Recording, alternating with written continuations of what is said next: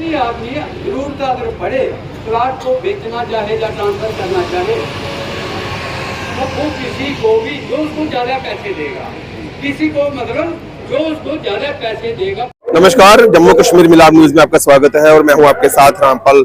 आपको बताया कि इस वक्त हम सैनिक कॉलोनी में है और यहां पर जो है प्रदर्शन किया जा रहा है। हमारे साथ प्रकाश सिंह जम्बाल जी हैं, आइए उनसे बातचीत करते हैं। सर, क्या कहना चाहेंगे, किन मुद्दों को लेकर जो है आज प्रदर्शन किया जा रहा है? आज जो हमारा प्रदर्शन है, 3 मेन मुद्दे हैं, बाकी भी हैं जो इनमें 59 पॉइंट हमें दिए हुए हैं एजेंडे में।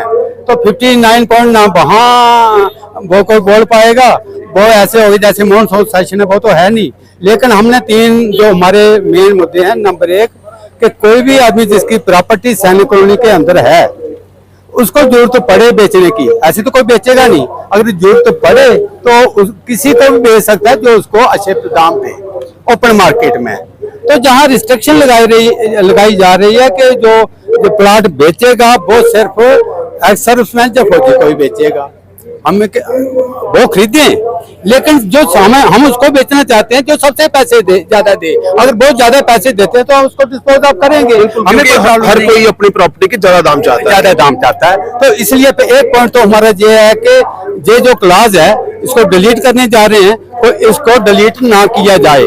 अगर ऐसा करते हैं तो इसके लिए प्रोटेस्ट, जो आज प्रोटेस्ट है, एक टोकन प्रोटेस्ट रखा, कल हमने प्रेस कॉन्फ्रेंस हुई थी तो उसके बारे में हम इनसे बात करेंगे। कल वहाँ जलपाटी में क्या कितना मानते हैं कितना नहीं मानते हैं उसके बाद देखेंगे।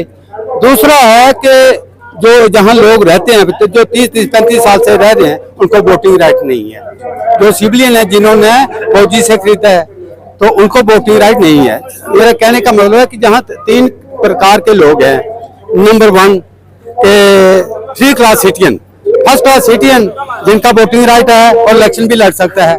सेकंड क्लास सिटीजन जिनका वोटिंग राइट है लेकिन इलेक्शन नहीं लड़ सकता। और थर्ड क्लास सिटीजन जिनका ना वोटिंग राइट है ना इलेक्शन लड़ सकता है, वो सिविलियन जिनको ये कहते हैं। वो 35 साल से जहाँ है और डेवलपमेंट में सबसे ज्यादा पैसे जो डेवलपमेंट चार्जेस लेते हैं उन्होंने दिए हैं। अच्छे लोग आए, डॉक्टर आए, प्रोफेसर आए, इंजीनियर आए, पुलिस अफसर आए, IAS अफसर आए, KS अफसर आए, उन्होंने जहाँ कॉलोनी को बसाया। आज एक कॉलोनी अच्छी लग रही है तो इनकी पता नहीं गेट वाली कहां से नजर पड़ गई, तो इसको बर्बाद करना चाहते हैं जो हम होने नहीं देंगे। इसके लिए हम एक ये लड़ाई लड़ रहे हैं। तीसरा है कि इन्होंने जैसे जम्मू में कितना प्रोटेस्ट हुआ प्रॉपर्टी टैक्स के लिए कि नहीं प्रॉपर्टी टैक्स नहीं लगना चाहिए, तो म्युनिसिपैलिटी वाले भी मांग लेते। तो इन्होंने क्या किया कि उसका नाम प्रॉपर्टी टैक्स रखने के बजाय मेंटेनेंस टैक्स रख दिया।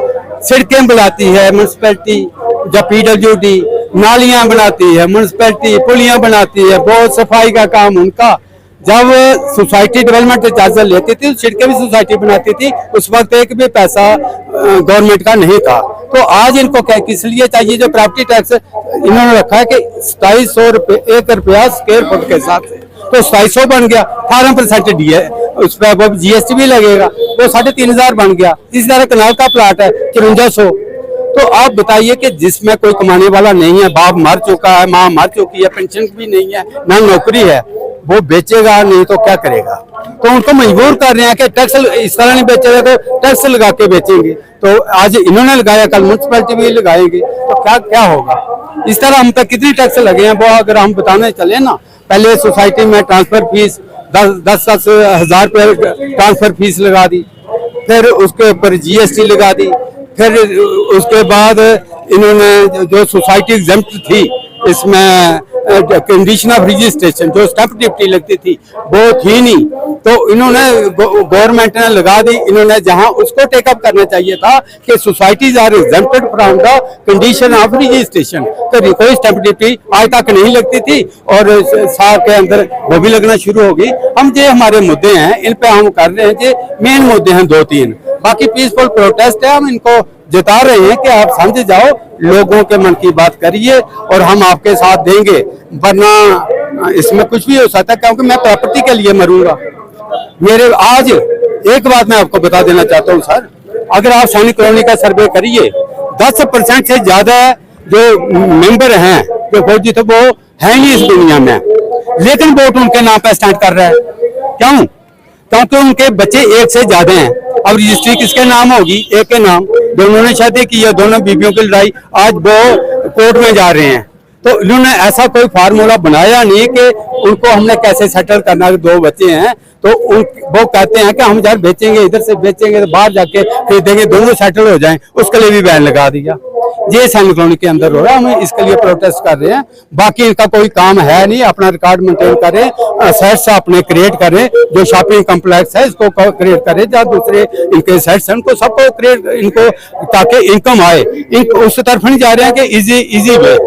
आप बताइए कि इनको कैसे चाहिए जो 5,000 रुपया, 6,000 रुपया या 3,000 रुपया जो टैक्स लगा रहे हैं, property tax, indirect property tax ही हुआ ना, ये बात है। तो इसके लिए लोगों में रिजेंटमेंट बहुत है।